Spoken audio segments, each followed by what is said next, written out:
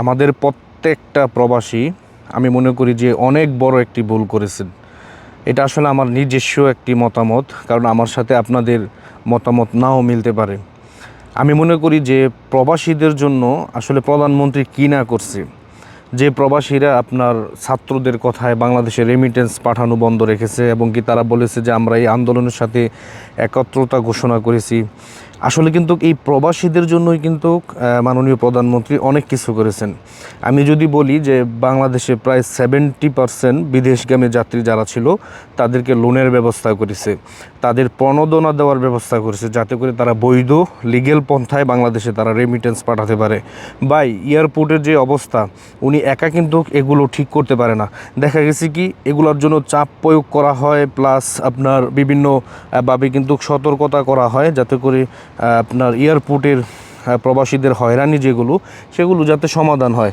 কিন্তু দেখা গেছে কি যে প্রত্যেকটা প্রবাসী এরকম আচরণ যে করবে, আসলে এটি আসলে হৃদয় ক্ষুণ্ণ হয়েছে। আমি মনে করি যে তারা যেই আন্দোলন করেছেন, আন্দোলনের সাথে একত্রতা ঘোষণা করে তারা যে রেমিটেন্স বাংলাদেশে পাঠায় নাই, এর ফলে কি হলো, প্রবাসীরা তাদের প্রণোদনা থেকে বঞ্চিত হলো। প্লাস এখন কিন্তু ব্যাংক আমার মনে হয় না যে তারা লোন দিচ্ছে বিদেশে যাওয়ার জন্য। অনেক প্রবাসী আছে যারা কিনা বিদেশ যাওয়ার জন্য লোন প্রসেস করার জন্য ফাইল সাবমিট করেছিল, কিন্তু সেই লোনগুলো কিন্তু এখন তারা পাচ্ছে না। উনি যাওয়ার পরে অনেক অভিযোগ উঠাচ্ছে যে ভারতের কাছে আপনার অনেক টাকা বকেয়া রেখেছে, এই জন্য আমাদের বাংলাদেশে বিদ্যুৎ আমরা পাচ্ছি না। কিন্তু শেখ হাসিনা এত টাকা বাকি রাখার পরেও কেন বাংলাদেশে বিদ্যুৎ ছিল? আমার প্রশ্ন সেটি। শেখ হাসিনায় তো মানলাম যে উনি আপনার টাকা বাকি রেখেছেন, আমরা বিল দিয়েছি কিন্তু উনি বাকি রেখেছে, তারপরও কিন্তু বাংলাদেশকে বিদ্যুৎ দিয়েছে এবং কি আদানি গ্রুপের কাছে যেই টাকা বাংলাদেশ দেনার পরও কিন্তু আপনার বাংলাদেশে বিদ্যুৎ ছিল, হয়তো 1 ঘন্টা 2 ঘন্টা পর কারেন্ট আসতো। এখন কিন্তু দেখা যাচ্ছে কি যে 24 ঘন্টার মধ্যে প্রায় 16 ঘন্টায় বাংলাদেশে নাকি কারেন্ট থাকে না।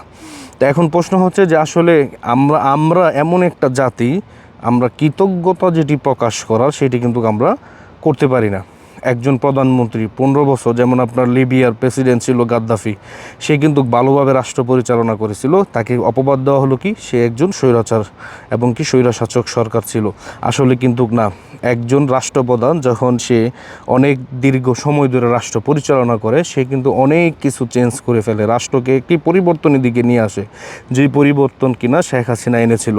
কিন্তু ভাগ্যক্রমে আমাদের দুর্ভাগা জাতি আমি মনে করি আমরা এখন সেই সুবিধাগুলো বাংলাদেশ থেকে আর আমরা বাঙালি হিসাবে আমরা পাবো না। এটা সত্য, এটি বাস্তব একটি কথা।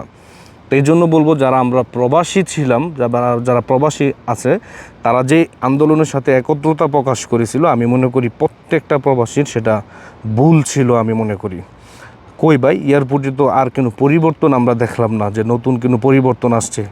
এই আগের সিস্টেমই কিন্তু রয়ে গেছে। অথচ আপনারা কি মিথ্যা অপবাদ দিয়েছেন এবং কি আপনারা অধিকার থেকে আমি মনে করি আপনারা বঞ্চিত হয়েছেন। আপনাদের যেই আশা, যে আকাঙ্ক্ষা, আমি মনে করি মাননীয় প্রধানমন্ত্রী অনেকটাই পূর্ণ করেছিল। কিন্তু আজকে আমরা নিজের হাতে ধরে আমাদের নিজের কপালে আমরা কুড়াল মারছি। এটা সত্য কথা ভাই, আপনি মানেন আর না মানেন, এটাই সত্য।